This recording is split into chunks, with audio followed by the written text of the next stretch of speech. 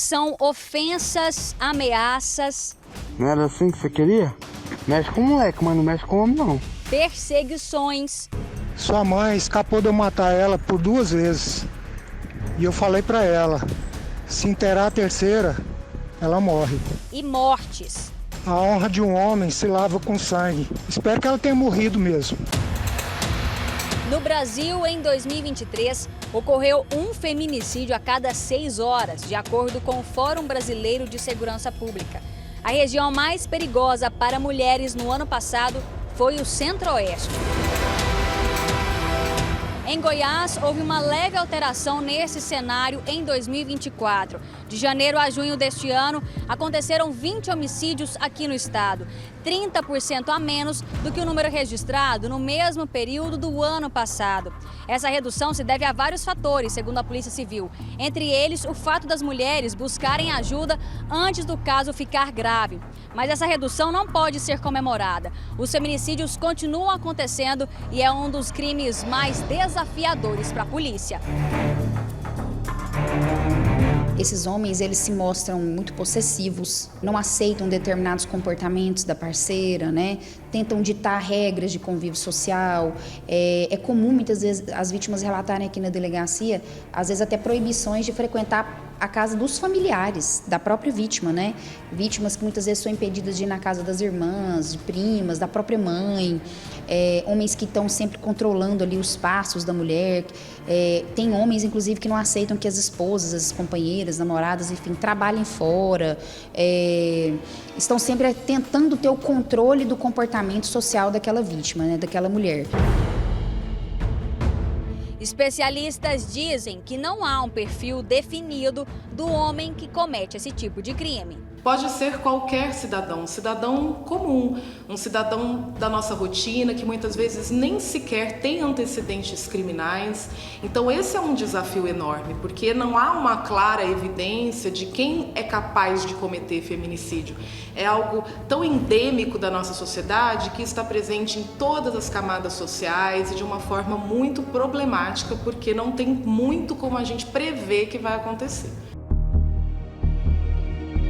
Rosimeire Venâncio Gomes, mãe de 3 filhas e avó de 3 netos, foi assassinada pelo ex-companheiro, um homem que dizia que a amava. Eles viveram juntos por 5 meses e, nesse tempo, ele deu vários sinais de que era uma pessoa violenta. Começaram bem, estava muito love ainda. Ele era uma pessoa que aparentemente era muito bondosa, prestativa, não tinha defeito no início. Só que aí com o tempo ele foi tendo já aquela mudando a personalidade. Quando ele bebia ele ficava muito ciumento, ele ficava paranoico, ele brigava com todos os amigos dela. Então ele começava a ficar já transtornado quando ele bebia. Eles eram uma pessoa, quando botava o álcool na boca, geralmente no final de semana, aí começavam as discussões, ou ele começava a querer quebrar alguma coisa dela. Rosimeire não conseguia sair da relação porque ele dizia que estava arrependido e ela sempre perdoava. A minha mãe ela tinha um defeito que era acreditar muito no lado bom das pessoas. Aí ela via que ele estava errado, mas ela tentava dar uma outra oportunidade da pessoa mudar. Aí ele chorava, ele pedia perdão, ele falava que ia mudar e ela acreditava, porque até então ele nunca tinha tido violência física contra ela. Rosimeire chegou a ter 2 medidas protetivas contra o ex, mas mesmo assim o homem sempre estava por perto. Uma primeira vez que eles brigaram, ele entrou com ela dormindo, eles terminaram, ele foi embora, só que ela não viu que ele pegou uma cópia da chave da casa dela. Aí ela foi dormir, ela acordou com ele com a faca no pescoço dela. Aí, nessa vez, eu falei pra ele que eu tinha feito a medida contra ele, só que era mentira, porque não tinha como eu fazer contra ele, né?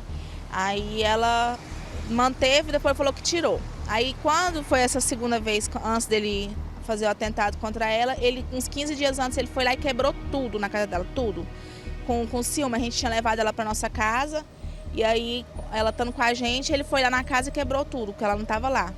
Aí quando a gente voltou e ela viu aquela situação, ela ficou com pânico mesmo. Aí foi onde a gente foi na delegacia no outro dia, porque como foi no domingo, na segunda-feira a gente foi, fez a medida, tudo certinho.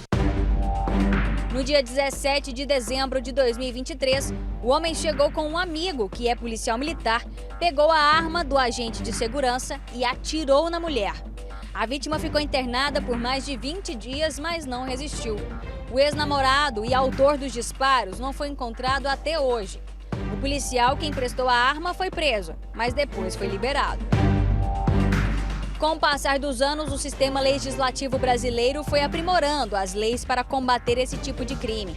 Em outubro deste ano, o presidente Luiz Inácio Lula da Silva sancionou a lei que aumenta a pena para feminicídios, de 20 para 40 anos de prisão. A lei também aumenta as penas para outros crimes, se cometidos em contexto de violência contra a mulher, incluindo lesão corporal, injúria, calúnia e difamação.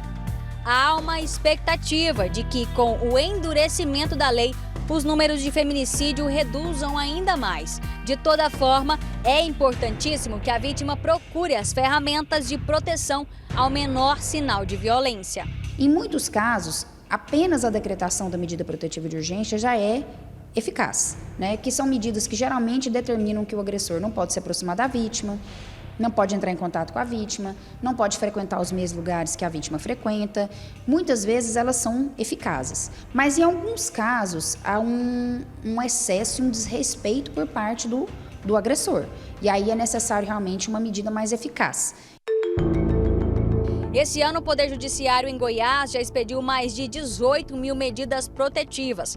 Elas são acompanhadas pelo Batalhão Maria da Penha. Naquela equipe onde tem uma policial feminina e um policial masculino, vai até a casa dessa mulher para saber se realmente aqueles termos da medida estão sendo cumpridos, explicar principalmente para a mulher o que é essa medida protetiva, que algumas delas não têm noção de que é, explicar o que é o descumprimento dessa medida protetiva e mostrar para a mulher que ela não está sozinha e para o agressor, que a Polícia Militar está atenta.